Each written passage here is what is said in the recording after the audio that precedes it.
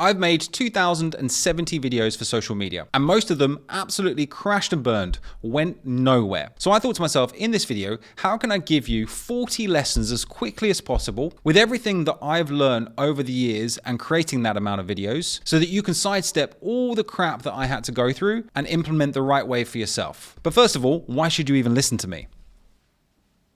Well, I've built an audience of over 750,000 followers and also made some decent money, look at this lovely shiny award, from monetizing social media content. So let's get into it. Number one, focus on others. Stop thinking that people care about you. They really don't. You are probably the same. You're watching this to try and get something out of it for yourself. You don't care who I am or what I've done to a degree. I mean, I did mention that stuff before because it is an authority piece because I know what I'm talking about. But when you're creating content, stop making it about you. Not I did this. Here's my lunch. This is what the view from my window looks like. Start reshaping your content to say, okay, why does this matter? How can this help someone? How can it help them solve a problem? You start putting that into place, you watch your content perform way better. Number two, your hook. Probably the single most important aspect of your video. We all know these days that people's attention spans are tiny, like a goldfish's, seriously. So at any point, people can swipe away. We need to hook them and stop them from doing that. Now, to hook people, there's lots of different ways of doing that. Top ways are literally with the text that you've got on your screen. Is that text disarming? Is it alarming? Does it stop people in their tracks and they think, wait, what a second, what is he talking about there? Or indeed, what you've got in your background, the visual aspect of your video. Is it a bit crazy? Is the angle different? Is it just an interesting background? Is it interesting enough for me to stop scrolling? And that leads me on very nicely to number three, which is visuals / your background and how important they are. A lot of new people, when they get into this space, they think it isn't important at all. And they will go and stand themselves in front of a dreary white wall and then wonder why their content's not performing. Make sure that your background is at least semi-interesting to people. If you're just in a dreary corner of your living room with not much going on behind you, your content will not perform. Now, in terms of the actual quality of the visuals itself, even if you've got even a slightly decent phone, the camera will give you decent quality. If you're using the rear camera, okay? Don't be using the front camera because that's the worst quality one. Try and use the rear one at all times, and then you'll instantly get a content boost in your visuals and your background. Number four, shorter videos are way easier to get views on. Why is that? Because the number one metric that social media platforms look for now to understand whether people are enjoying it isn't necessarily the likes, isn't necessarily the comments, isn't necessarily the total number of views that it gets. Although they are important, the most important thing now is your AVD, which is average view duration. How much of your video do people watch? Now, once we understood that, it's way easier to get someone to watch all the way to the end, e.g. 100% of a 5-second video or a 7-second video, than it is a minute long, 2 minutes, 3 minutes, or in TikTok's case, 10 minutes. So if you look at lots of people's profiles, you'll see them doing the same thing, that specific 5 to 7 seconds. But then there's one more aspect to this. On those short videos, invariably there's a long piece of text on there.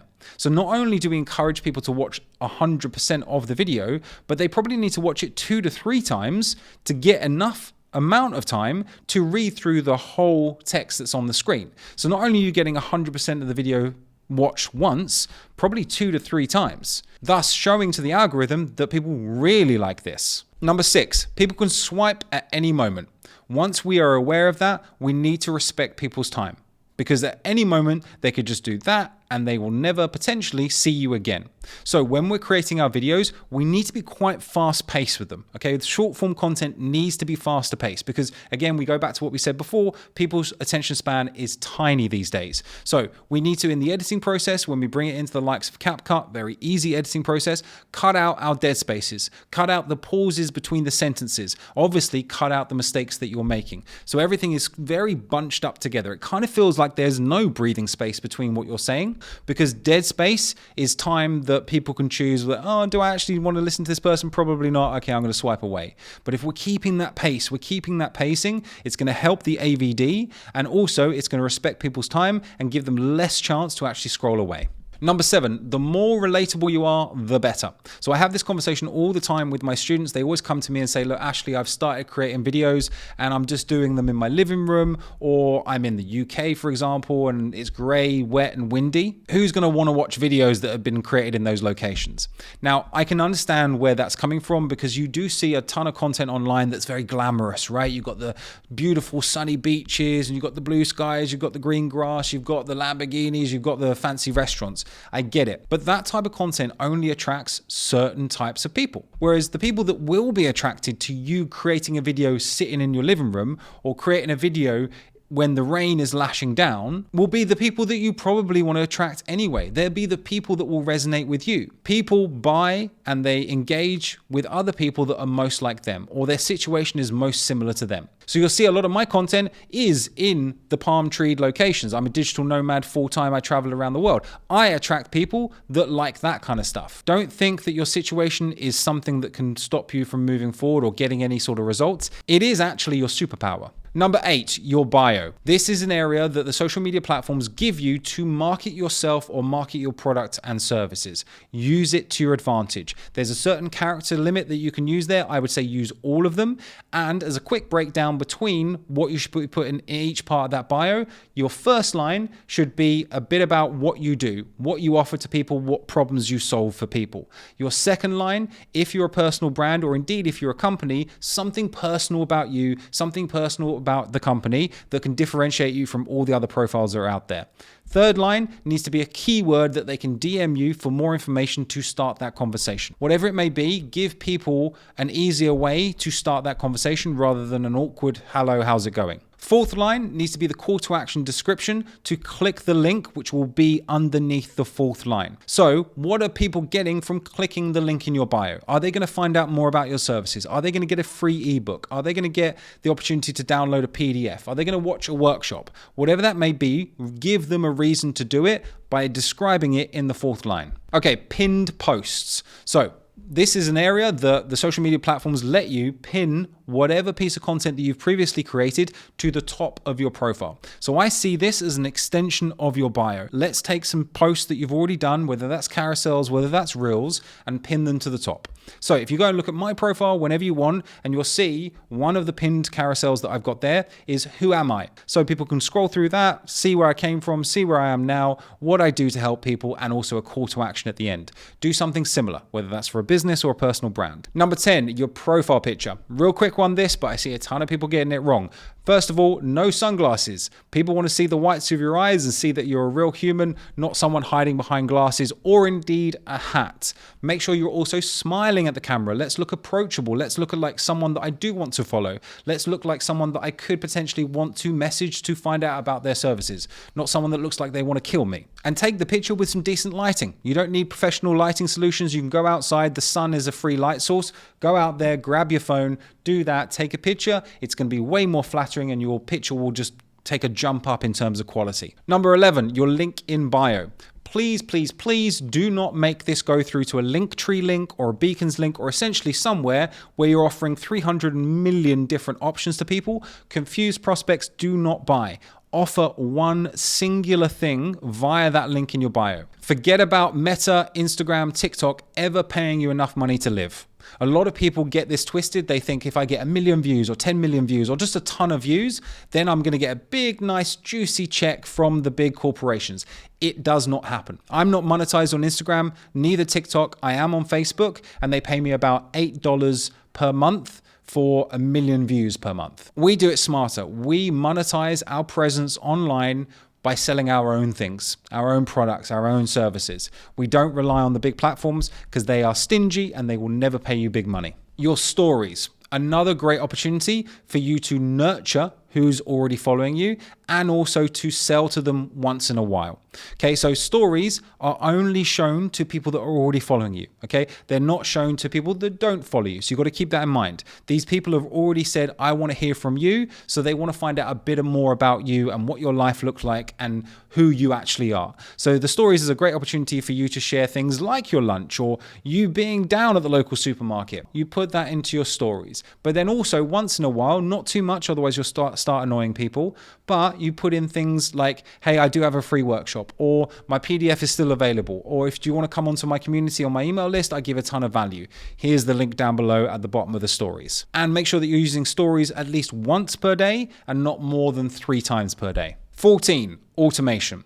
Now, once you start getting some traction and you start building up a decent amount of followers and views and all of those good metrics, you will start getting a lot of comments and lots of people messaging you.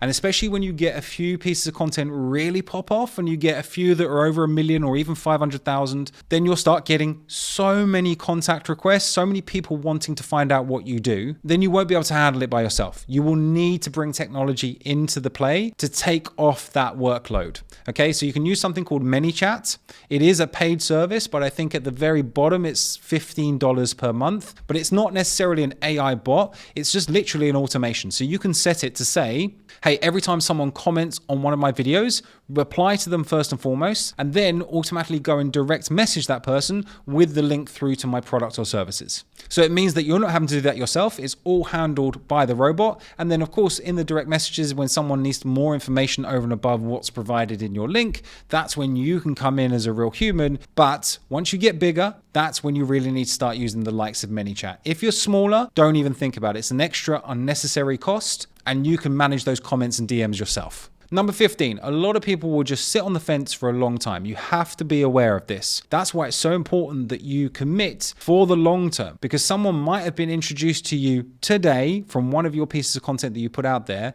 but won't be ready to buy for all sorts of different reasons until 6 months down the line. And if you give up 2, 3 months, 4 months after you start, that's a potential sale that you could have got that will never transpire and end up in your bank account because you quit too early. That person wanted to sit on the fence to see if you were legit, to see if you were real, to see if you're not a scam artist and you're not going to steal their money, and whether they actually like, know, and trust you. Plus, life gets in the way, distractions get in the way, and also competing content gets in the way. So you've got to stick around for the long term, knowing that fence sitters exist. 16, content pools. So when I'm creating content, I make sure all of my content is in 3 distinct pools: educational, aspirational, and entertaining. Now, if you can combine a couple of those, so make it funny while being educational, then you're onto a winner. But you'll see this very quickly when you start looking at all sorts of creators. You'll see these content pools in place very quickly. 17, tracking. This is imperative. As a smart marketer, you need to see what aspects of your marketing is working, what aspects of your marketing is actually moving your bottom line, what's generating the revenue, what's generating the sales. Is it mostly Facebook? Is it mostly TikTok? Is it mostly Instagram? Is it this particular landing page? Was it that particular opt-in page that made me get more emails? You need to be tracking and testing all of the time, because you may do something that you think looks good, but actually a green button instead of a pink button was actually the better way to go, and it means that you got 50% more sales. 18, talking versus not talking. You will find that the non-talking videos, so where you're just taking a video yourself, and I'm talking as a personal brand here, but you could apply this to companies as well. But if you're just filming yourself doing the washing up, you're filming yourself sitting on the sofa watching the TV, whatever, you've got a piece of trending audio over the top and you've got some text over the top of it as well.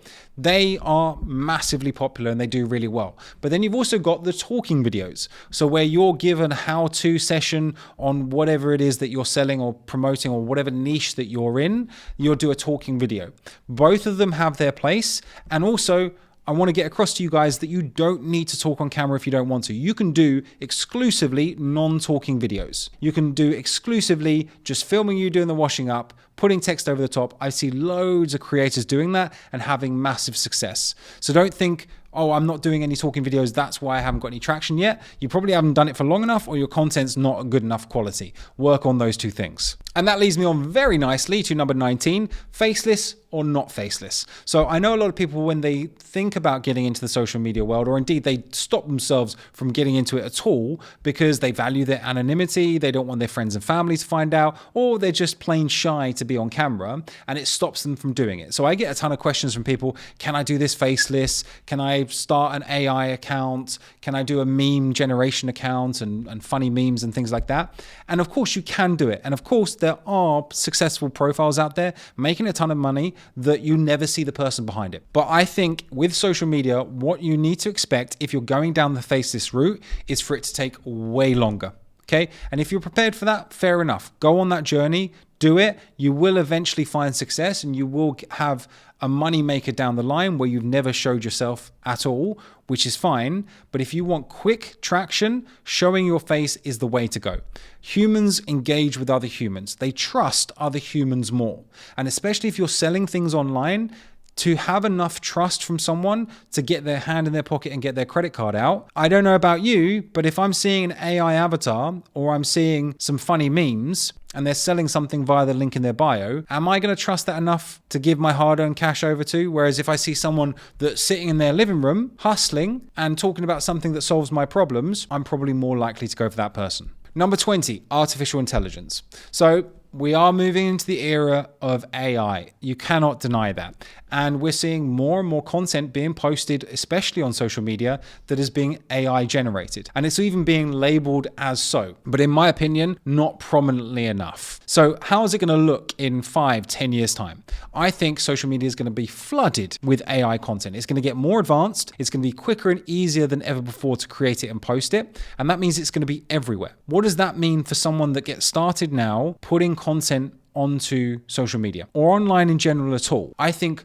they will be the winners of the future because they will be less of them because it's going to be flooded by artificial intelligence. So when someone's scrolling through and they see made with AI, swipe past, made with AI, swipe past, made by a human, whoa. This is a bit exclusive. This is a bit more rare. I want to, this is an actual real human that's created this. You're going to get higher engagement, higher viewership than you ever did before, raving fans. I think it's actually a very good future for people that put their face on camera, create a brand, build an audience, even with AI coming. 21, scripting. Now, I don't personally script ever. I just think to myself, what am I going to say next? Say that sentence and then move on to the next sentence. Think about it, say the next sentence. That's what I do. And now I know a lot of people find comfort in scripting things, but it's kind of difficult to script when you're looking at a screen on your mobile phone. However, in Edits, which is the edit specific app that's been created by Instagram, they do have a teleprompter completely free within there, so you could use that. It's basically whatever you're comfortable with, but you've got to make sure that you're good enough at reading from a teleprompter, e.g. a script, without sounding wooden and robotic. Otherwise, that's going to impact your engagement massively in a negative way. 22, call to action. Put it at the end of every single one of your videos without fail, because otherwise your video isn't achieving what you want to achieve and your business goals. If you're not telling people what to do, they won't do anything. I see such a missed opportunity. Imagine one of your videos goes massively viral and at the end, you didn't tell people to go and click the link in your bio, or you didn't tell people to comment something down below so that your ManyChat robot can start replying on your behalf. That's a huge pool of potential customers and leads that you've missed out on because you didn't put a call to action at the end. Like, follow, share, and repost. Those are other key metrics that the algorithm does look at. So after you've finished your hook, in some of your videos, you can say, make sure that you like and save this video and repost it with your friends so you can always come back to it later and review what I said again. Especially if you're doing an educational how-to video, it's super important, but only do it on some of your videos and definitely only after you've done the hook. If you want to show something on your laptop, maybe you're showing someone a website or a method and they need to click here, they need to click there, never use screen records because it will never work for the dimensions of a phone. Make sure you just use the phone to film your laptop doing different things on a website. And as you go through the different steps, it will look better with the background there, the laptop being filmed on your phone. Don't use screen recordings and bring that into the editing process. 25, make sure that you're using Capcut to cut out your dead spaces and your mistakes. So that's really where I do the basic editing, cutting it all out, pushing it together, making sure it's quick paced.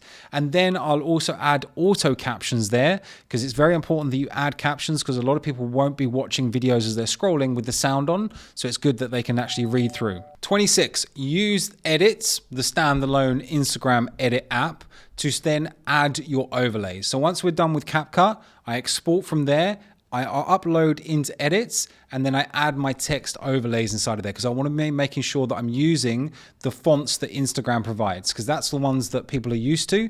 That's the ones that they like. That's the ones they see everywhere over the platform. In my opinion, I think the Capcut's fonts aren't very good because they can be crazy colors and crazy all over the place. It doesn't look good. And I see a lot of people using that. Then I'll also add trending audio inside of edits so that I can make use of the Instagram audio library and actually see what's trending right now. Add that. Add all my finishing touches, just like the overlays and the trending audio, export from edits, put it into my Instagram profile, and then post. 27, use ChatGPT or your AI of choice for your captions. That's all I do.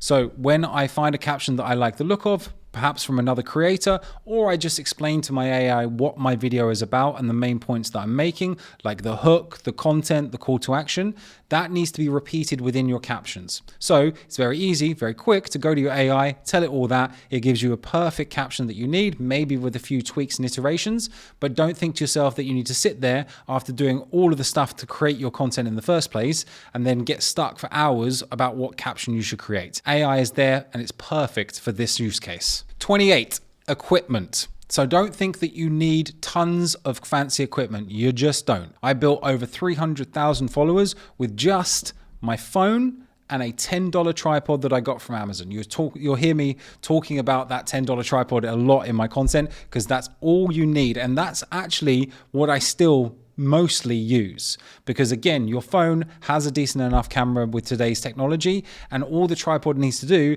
is hold that phone at different angles and at different heights. You've already got a phone, the vast majority of you, go and get that $10, $20 tripod from Amazon, and that's all you need. 29, lighting. So this kind of leads on from my previous one. You don't need professional lighting solutions, and I did mention it earlier on in the video, I think.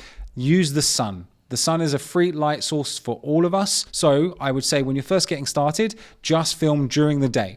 You'll see that the inside of your house will be lit up really nicely. And also when you go outside, even if it's gray and overcast, you'll still be getting light everywhere. It means your camera doesn't have to work so hard if you're giving it a lot of light. So you don't need to go and buy anything. You don't need to go and buy these weird round circle things that clip over your camera. I bought those as well in the beginning. No, natural light is the best. It looks the most flattering. And most importantly, it's free. 30, your audio. Now, when you are using your phone, it obviously has microphones built in because guess what? It's meant to be able to take calls, right? You're meant to be able to talk to people. So it will be decent enough in the beginning, but this is one area where I would say it's actually a good idea to start investing in. Look, I'll show you. So obviously I have this microphone here, which is for my sit down YouTube videos. So you won't need this for social media, but I've got this microphone, which is the Rode Wireless Go 2 that can connect via this cable to my iPhone. And this is the receiver, and this is the actual microphone. So this goes into the bottom of my iPhone, and this one I either clip on here or I hold it like this. And this is great quality audio straight out of the iPhone. 31, one product and one profile. So I see a lot of people doing this as well, especially new people coming in doing the likes of affiliate marketing or online business in general. They say to themselves, look, I'm going to create 3 different profiles or even 5 different profiles, each promoting all sorts of different things or all of them promoting multiple different products. It doesn't work. You confuse your prospect, and confused prospects never take action. You burn out very quickly and you'll give up very quickly, and it's just not the right way of doing things. I would say when you first start out, and probably because I haven't changed from it, one product and one profile. Get that right first. Get some money in the bank account, get some results, and then once you're getting results with that one profile, maybe go and create a second profile that's promoting something different, or even the same thing, but then you've got 2 streams of traffic coming in from both the profiles. But I wouldn't overload yourself. It doesn't make sense both from a conversion standpoint and also your own making sure you don't burn out standpoint. 32, your competitors. So I say this a lot in my videos.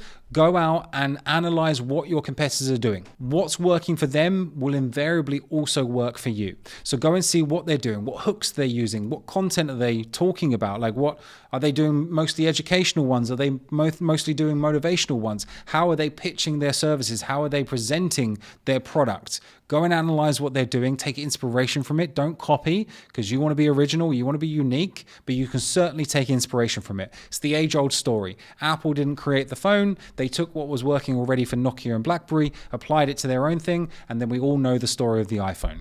33, keyboard shortcuts. So this is a real quick hack for you. So basically on the iPhone, but I'm sure it'll be very similar on Android, you can set so when you type something specific on your keyboard, above it will appear whatever you want, okay? So for example, what I do is I get all of my very important links, so my opt-in page link, my workshop page link, my free community page link, all of my main links to where traffic can go. So when I'm talking to someone in the DMs and they're asking a question, they say, yeah, I'm ready to join, what's the checkout link? Right, I'll type M3, and M3, the checkout link will appear above my keyboard, I tap there, gets sent automatically to them.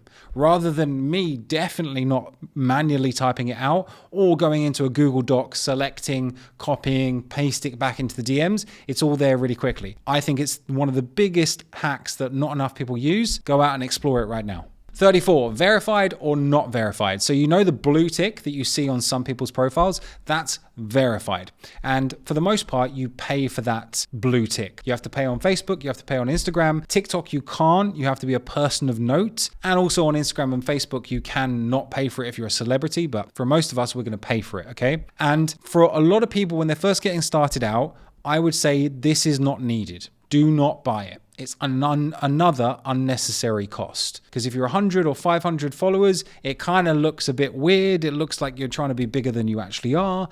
And it only really is useful for when you're over 10,000 followers or somewhere around there. Because it shows to people you are the real you because you've got the blue tick. Because only people that have their passport or their ID can get the blue tick. So once you start getting bigger, you might start getting impersonators that will pretend to be you to try and entice your followers to invest in scams and all these kind of crazy things. And you can say, only the profile with the blue tick is me. All the rest of them are fake. And that's, from my point of view, the only benefit I see for it. So don't get verified until you're at that level. 35, connect your Facebook to your Instagram or vice versa so that the cross-posting can work for you, okay? So you've got an option within your Instagram or your Facebook, whichever way around that you do it, that allows you to automatically post over to the other profile the content that you've posted on this profile. Basically cuts down the amount of time that you need to post on the two different profiles by 50% because it does it automatically for you. 36, make sure that you're congruent across all of your social media. So when I say that, I mean the same profile picture, the same bio, and the same link. These are not siloed places. You, especially with personal brands and especially with businesses, you are the same anywhere that someone can find you. So we need the branding to be the same across every single platform. Get that into place ASAP. 37, repurpose.io. So when I was talking about cross-posting from Facebook to Instagram and vice versa, that's the only place that you can do that.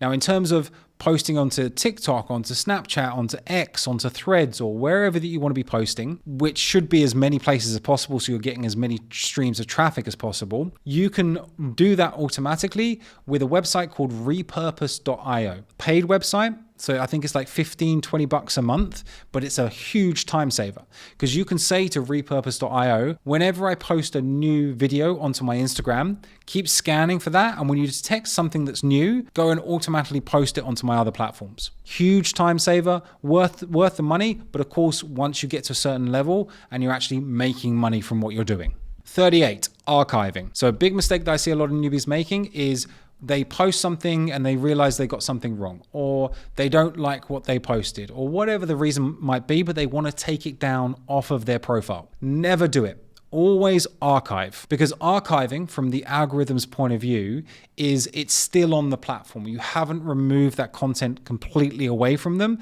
and it's super important because they look at deleting as though you're taking an asset away from their platform that could have kept more users on their platform so that they can serve more ads to them. It's super important that you do not delete, you always archive. And last but not least, consistency.